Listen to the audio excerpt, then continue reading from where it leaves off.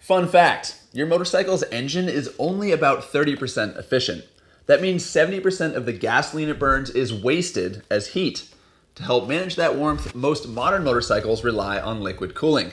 And guess what? Just like your engine oil and your brake fluid, engine coolant needs to be replaced at regular intervals, usually every 24 months or 24,000 miles. So today on RevZilla, we're going to show you how to do it.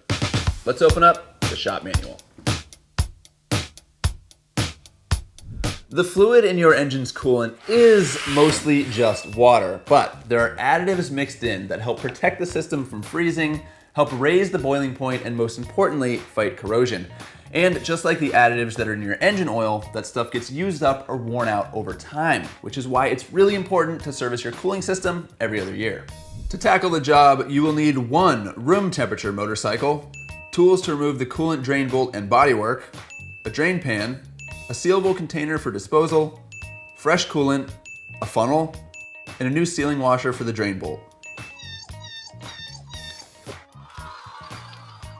Rags are always nice to have anytime you're working on your motorcycle, and you might also want to pick up some distilled water and white vinegar to flush your cooling system, but we'll get to that a little later. Before you get started, make sure your engine is cool to the touch. A hot engine will not only have scalding coolant, it will also be pressurized, so it's going to come flying out in a hurry.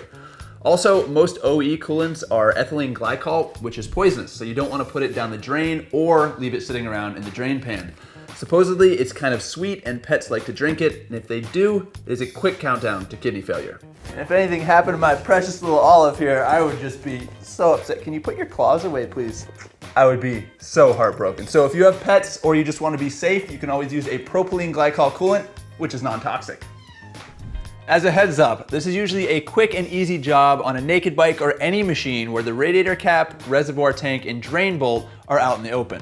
Unfortunately, a lot of modern full-fared bikes hide that stuff behind panels that are a total pain to remove. So rather than tackling your coolant system service as a standalone task, you might want to combine it with other stuff that also requires the bodywork to be removed, like changing your air filter or your spark plugs. Okay, on to draining the old coolant. There's going to be a drain bolt for the cooling system, typically at the bottom of the water pump cover, but it might be at some other low point in the plumbing, and you will be able to identify it by the copper sealing washer under the bolt head.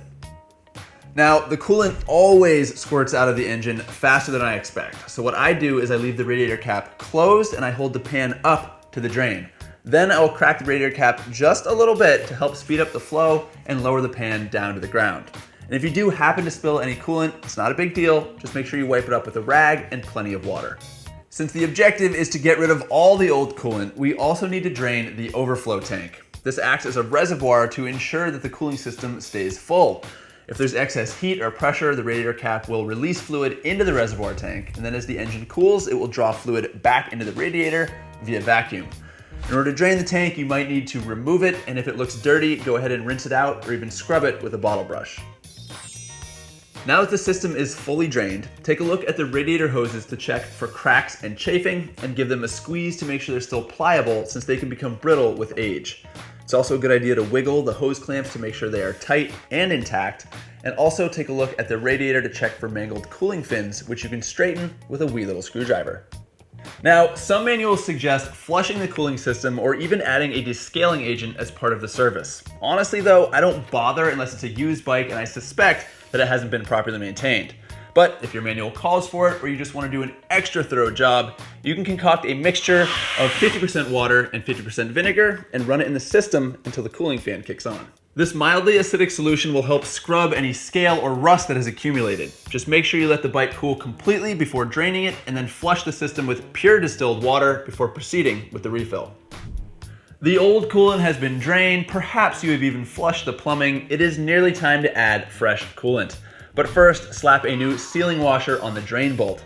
Just be gentle, it's a little guy, and you don't want to strip it. Okay, new coolant time, and just like with engine oils and chain lube, people can get really wound up over what to use. There are lots of options for coolant out there, some with wild claims in addition to their wild colors, but please, do not get distracted, do not overthink it. Just reference your owner's manual and know that any benefits from fancy coolants are likely to be negligible or just non-existent. As mentioned earlier though, a propylene-based coolant is a good alternative. cooling efficiency aside, it is non-toxic and biodegradable, which I, for one, find very appealing. And if anyone wants to chime in with their opinion on coolant chemistries, silicates, or carboxylates, we can have that conversation in the comments section. Whatever coolant you choose, it will likely come pre-diluted and ready to use. But if it is a concentrate, you need to mix it with distilled water at the proper ratio, usually 50-50. It's important to use distilled water and not tap water, which might contain minerals and can cause scale in your cooling system and will deplete the additives in the coolant. It doesn't matter how good you think your aim is, a funnel is the only way to go when adding coolant.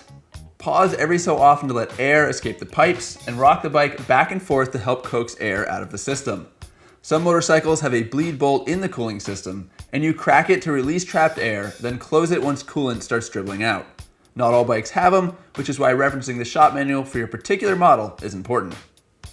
Once the system is filled up to the bottom of the radiator neck, leave the cap off and start the bike and let it run for a minute or two, blipping the throttle to help move any remaining air out of the system. Top off if needed, then cap the radiator and move on to the reservoir tank, which you should fill to the upper line. Seem to be dripping quite a bit out as well. With that, your cooling system is tuned up. All it's left to do is dispose of the old coolant, which you can usually do via your city or town's recycling program. And of course, don't forget to mark the date and the mileage in your workshop manual so you can stay on top of your maintenance. Also, keeping detailed service records is awesome when it comes time to sell your motorcycle, but that's a topic for another video. This service is easy to ignore since there's no window into your radiator to show you how gross your coolant has gotten, but if you want your engine to stay healthy, you gotta stay on top of this.